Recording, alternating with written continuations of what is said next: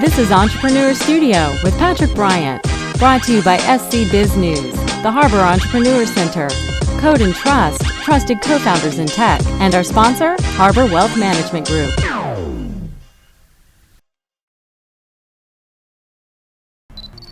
We're here with Lanford Holloway in Columbia, South Carolina. We're at SoCo, the workspace.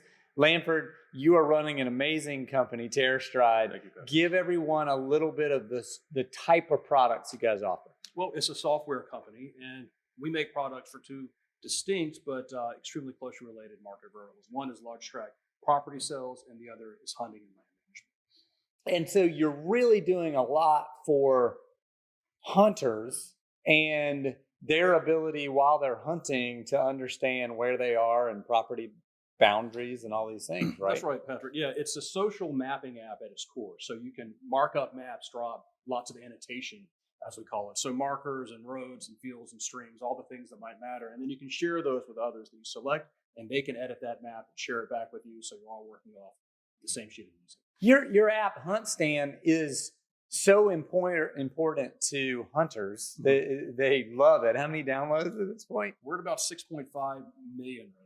6.5 million downloads. That's a lot of hunters in the world using your data to figure out where they are in the world and how they're going to hunt that day. So in your particular case, how did you start monetizing that?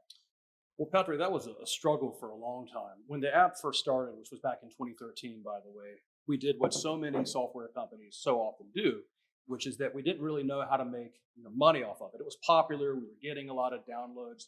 We knew we had something. I mean, the app quite frequently was in the top 10 sports apps on both Apple and Google. So we knew we had a winner. Yeah. Thank you. In terms of popularity and utility, but we didn't know how it was going to make money. So we did what most people do or used to do back then. Again, this is almost a decade ago.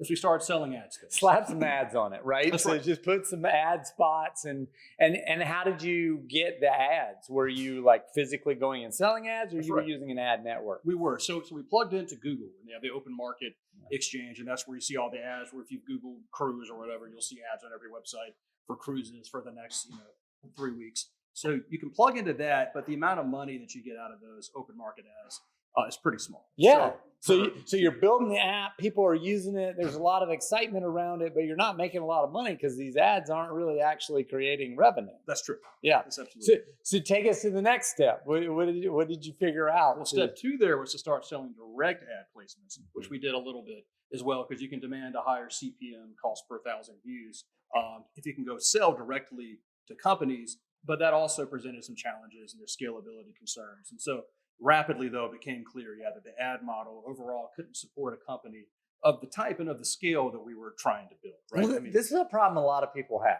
because figuring out how to monetize your product, especially when you have a lightning bolt in your hand, is pretty tough. So what did you do next to get into that next place of better profitability? Well, it's funny, Patrick, because it seems so stupidly obvious in retrospect. So the other part of our company... I'll just stop you there to say that aren't those the best things, right? That whenever you figure something out and you're like, well, of course, that was obvious. But if you hadn't have seen it, we wouldn't be where we're at, right? Yeah, so it's so amazing that you guys, you found this thing. Yeah, and we had this data. So that second product that I mentioned, which is for land brokers, we had all the property information, private owner data for the country. We've been selling it to land brokers for a while. And then eventually we thought, hunters would probably uniquely care about this. Because when you're hunting, of course, obviously property boundaries matter, and they matter a lot more than if you're, say, hiking. Because when you're hunting, quite often you have a firearm or some other kind of weapon. There are a lot of, laws, regulations that relate to what you can hunt and when you can hunt and with what kind of weapon you can hunt. And so you really need to know where you are and where the boundaries are. And so we started selling that parcel data to the Hunt Stand user base, and it caught on. It was like wildfire. I mean, people really were gobbling this stuff up. And initially that subscription was only $12 per year. And we've expanded that, and it costs more than that now. It also does more than that now. But that was our first real foray, I guess, into a truly sustainable and scalable business model. Because, of course, with the team of engineers and the marketing budget that you need to grow and scale a company like this, you just can't do it off of ad revenue. It's Right. just not possible.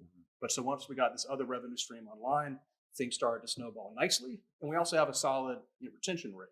So once we get someone into the ecosystem, most of them stick around. So we keep all the old users and always adding new users. So things do start to snowball, and it becomes a much more rational business venture, I guess. Well, rational being making money that allows you to sustain and grow. So I love it. I appreciate you sharing it with us. Thanks so much, Lanford. Good luck on the success. Thank you.